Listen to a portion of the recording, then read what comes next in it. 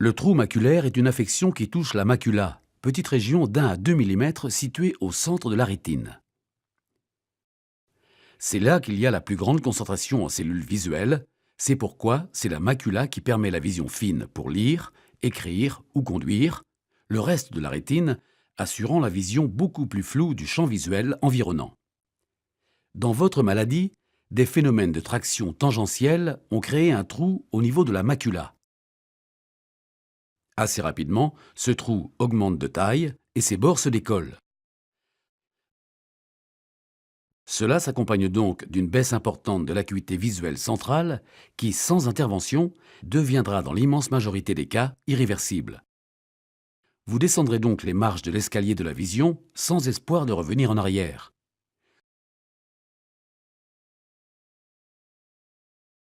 L'opération vise à reboucher le trou, ce qui permettra d'arrêter la dégringolade visuelle, voire même d'obtenir une petite amélioration.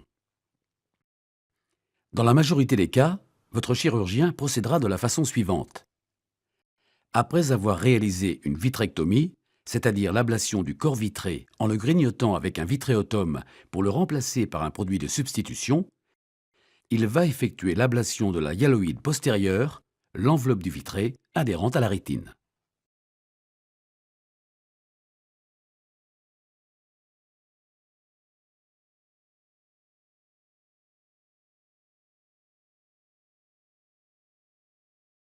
Pour aider à la cicatrisation du trou, il va ensuite enlever la limitante interne de la rétine sur toute la région postérieure. Il s'agit d'une toute petite pellicule de quelques microns d'épaisseur, c'est-à-dire 10 fois plus fine qu'un cheveu. Il devra enfin injecter dans votre œil une bulle de gaz pour appuyer sur les bords du trou. La bulle de gaz, selon les lois d'Archimède, va monter vers le plafond. Si vous voulez qu'elle appuie sur la macula et que votre guérison soit plus sûre, il va falloir placer votre macula vers le plafond, c'est-à-dire regarder à l'opposé vers le sol, en dessous de votre tête. C'est ce que l'on appelle la position bulle.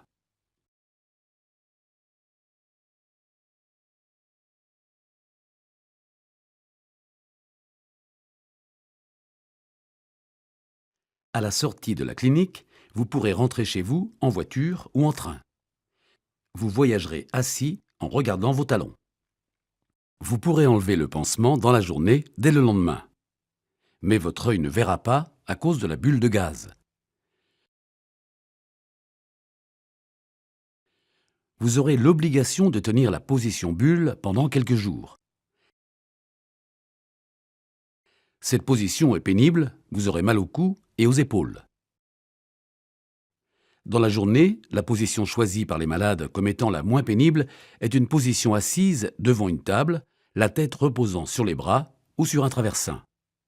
Vous avez le droit de lire si votre livre est placé sous votre tête. Vous pouvez marcher si vous le faites en regardant vos pieds. La nuit sera plus difficile. Certains malades s'endorment la tête tournée vers le matelas, d'autres choisissent de dormir assis. La bulle de gaz va disparaître spontanément, généralement en 15 à 20 jours, parfois plus, parfois moins, selon le gaz employé. Lors de sa résorption, vous verrez une grosse boule noire dans le champ visuel inférieur, comme si vous étiez dans un aquarium. Pendant toute la durée où la bulle sera présente dans votre œil, tout voyage en avion sera interdit. Lorsque la cicatrisation sera faite, vous pouvez reprendre une vie normale et oublier la position bulle, mais vous devrez respecter quelques précautions pendant une quinzaine de jours. N'irritez pas votre œil, faites attention au shampoing et au savon, et n'allez pas à la piscine. Évitez toute source d'infection, évitez de prendre froid et de côtoyer des personnes infectées. Une infection oculaire est quelque chose de grave, qui nécessite un traitement d'extrême urgence. Si votre œil devient subitement rouge ou douloureux, téléphonez en urgence à votre chirurgien.